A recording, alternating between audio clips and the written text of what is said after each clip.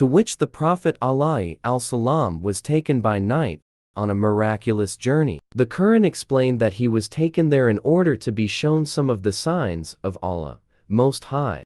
More than anything else, those signs related to the destiny of Jerusalem. After punishing the Jews for a second time by expelling them from the Holy Land, Allah Most High declared his intention to keep on punishing them and expelling them if they kept on desecrating the Holy Land with violations of the condition of faith and righteous conduct. But if ye revert to your violation of the condition imposed for inheritance of the Holy Land, we shall revert to our punishments, that is, you will be expelled again and again. Quran, Banu Israel, 17-8. The destiny of Jerusalem is plainly written in the above warning and firm declaration in the Quran. This remains so regardless of any, or all, or the following agreements negotiated in Camp David or elsewhere between the secular nationalist representatives of the Palestinian people and the secular nationalist European Jewry who presume to represent Banu Israel, or resolutions of the Senate and House of Representatives, which have replaced the British Parliament as the ultimate patron and protector of the Jewish state, or resolutions of the UN-Security Council or General Assembly, which assume the status of world government. The destiny of Jerusalem is plainly visible in the context of the awesome godlessness, decadence, and oppression which now pollutes the Holy Land.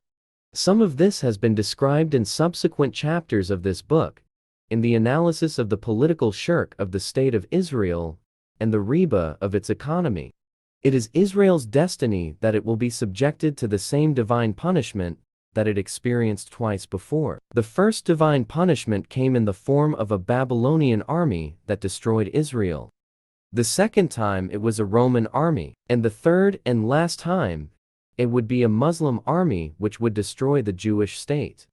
The divine signs that were shown to Prophet Muhammad alayhi al-salam during his miraculous visit to Jerusalem were signs which, among other things, revealed to him the destiny of Jerusalem. This matter seems to have escaped the attention of Daniel Pipes. The last prophet alayhi al-salam saw the last age. He saw with his spiritual eyes the return of the Jews in that age to the Holy Land. He saw the creation of the impostor state of Israel and the godlessness, decadence, and awesome oppression that it would visit upon the Holy Land. He saw the return of Jesus alayhi al-salam, the son of Mary, and the destruction of Israel by a Muslim army. And he saw the truth, justice, and righteousness in the religion of Abraham alayhi al-salam, that the true Messiah will restore to the Holy Land when he returns. Jerusalem in the Quran, by Imran N. Hossein. Part 1. Chapter 7. Turn from Jerusalem to Makkah. Will they not travel through the earth, so that they may thus learn wisdom, and their ears may thus learn to hear? Truly, it is not their eyes that are blind, but rather their hearts which are in their chests. Quran, Al-Hajj, 22:46. I.e., will they not travel through the earth, perchance that their dead hearts might come alive, so that with such hearts and minds, which are now internally alive, they may thus learn wisdom, and their ears may thus learn to hear, that is, with internal hearing. Truly, it is not their eyes that are blind, but rather their hearts that are in their chests. Jewish religious scholarship recognized a Jewish relationship with the Holy Land, the city of Jerusalem, and the Temple of Solomon alayhi al-salam, to be matters connected with the very substance of faith. As a consequence of that belief, they concluded that the religion of Judaism would forever remain incomplete unless and until Jews returned to a liberated Holy Land, restored the state of Israel with Holy Jerusalem as the capital of that state, and reconstructed the Temple of Solomon alayhi al-salam. Zionism had no such sacred attachment or relationship with the land, the city, or the temple. The Zionist ties to these entities were based on grounds that were essentially political, historic, secular, and national. The Quran declared, on the other hand, that the substance of religion resided in faith and righteous conduct. Faith, in Allah Most High, His angels, His revealed scriptures, His messengers or prophets, the last day, the resurrection and judgment, heaven and hell, etc. Allah Most High is the truth. Faith resides in the human heart. When faith is achieved, then truth enters the heart. Allah Most High is greater than a land, or a city, or a temple. My heavens and my earth are too small to contain me, but the heart of my faithful servant can contain me. Hadith al-Qudsi. When the last prophet alayhi al-Salam came into the world, Jewish scholarship was incapacitated in respect of formally recognizing him as a prophet because of this fixation with the external form of religion and inadequate recognition of the internal substance of religion. Muhammad alayhi al-Salam, the Arab, was not a Jew, hence they argued he could not be a prophet to the Jews. After the arrival of the Prophet alayhi al-Salam in their very midst in the Hijazi city of Yathrib, now Medina, he fasted with the Jews on the days when they fasted, and in accordance with the law of fasting in the Torah, sunset to sunset. He also performed his salat prescribed prayers while facing in the direction of Jerusalem. When after 17 months, it became clear that the Jews had not only rejected Muhammad alayhi al-Salam as a prophet of Allah Most High and the Quran as the word of Allah Most High, but were also conspiring to destroy the unity and power of the community of Muslims. Allah Most High ordered the Prophet to turn away from Jerusalem in prayer and to turn instead to Makkah. This change in Qibla direction of prayer provoked the Jews to make many critical comments. It was an affront to them that this change should have taken place, since they believed that the very substance of religion was located in attachment to Jerusalem. The Quran responded to their criticisms with contempt. The fools among the people will say, what hath turned them from the Qibla to which they were used? Say, to Allah belong east and west. He guides whom He will to a way that is straight. Quran, Al-Baqarah, 2-142. The Quran declared the Jews to be so imprisoned by the false belief that Jerusalem belonged to the heart and center of faith, that nothing in the world could change it.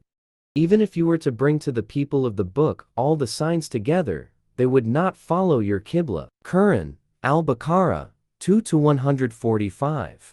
Finally, the Quran responded with a declaration that demolished the false belief that Jerusalem, the city, and its temple were located at the substance of the religion of Abraham alayhi al-Salam. It is not righteousness that you turn your faces towards east or west, but it is righteousness to have faith in Allah, and the last day, and the angels, and the book, and the messengers, to spend of your wealth, out of love for Him, or despite your love for wealth, for your relatives, for orphans, for the needy, for the traveler, for those who ask, and for the ransom of slaves. Righteousness is to be steadfast in prayer, and practice regular charity, to fulfill contracts which you make, and to be firm and patient in pain or suffering and adversity, and throughout all periods of panic. Such are the people of truth, the God-fearing. Quran, Al-Baqarah, 2-177. And so no negative implication for Islam should be derived from this event of the turning away by Muslims from Jerusalem and turning to Makkah, other than the clear Quranic attempt to correct the religious perspective of those who located the substance of religion in a geographical framework. The Quranic message to the Jews was very clear. The Jews were informed that although Muhammad alayhi al-Salam was not a Jew, and although he no longer prayed in the direction of Jerusalem, and although he never made any attempt whatsoever to liberate Jerusalem, yet he was still a true prophet of the God of Abraham, and the religion which he preached was the true religion of Abraham, Moses, David, Solomon, and of the Messiah, the son of Mary. And so the change in Qibla was an ominous sign for the stubborn Jew, who insisted that Jerusalem was the spiritual heart of the religion of Abraham. If the divine wrath did not come down upon Muhammad alayhi al-Salam after he turned away from Jerusalem, then the implication would be that a true prophet could turn away from Jerusalem and yet remain a true prophet. Not only did Muhammad alayhi al-salam suffer in no way in consequence of turning away from Jerusalem, but rather, he went on to convincingly defeat a Jewish people who insisted that they were the chosen people of the God of Abraham. And so it is clear that there were no such political implications to be derived from the change of Qibla, to the effect that Islam, the religion, no longer had any ties with Jerusalem. On the contrary, the Quran affirms that Muhammad alayhi al-salam and those who follow him are the true followers of the religion of Abraham. Without doubt, among men, the nearest of men to Abraham, closest to him in respect of following his religion, are those who followed him, as are also this prophet Muhammad. And those who believe in him and in the book which was revealed to him, and Allah is the protecting friend of those who have faith. Quran, Al-Imran, 3-68. The implication of this declaration of the Quran is quite clear. It is those who faithfully follow Muhammad alayhi al-salam who have the right to inherit the Holy Land. It is the destiny of Jerusalem to confirm this truth. Window of opportunity for Jews to earn Allah's mercy. The change in Qibla had implications which were even more important than the above. When the Jews worshipped the golden calf, while Moses alayhi al-salam was on Mount Sinai, and when they changed the Torah and rewrote it to make halal that which Allah had made haram, and when they boasted of how they had killed the Messiah, the son of Mary, these constituted the most heinous incidents in their continuous betrayal of their covenant with Allah. Allah responded to all of these monstrously sinful deeds with the declaration that they had but one window of opportunity through which they could avert the greatest of all punishments that he had reserved for them. That window of opportunity would be the Arab prophet, Muhammad alayhi al-salam, who would be the last of all the prophets. If they accepted him and believed in him, then they could earn divine forgiveness and mercy. This promise was recorded in the Quran in the following passage, in which he addressed the Jews and delivered his response to their monstrous sins and violations of the covenant as follows.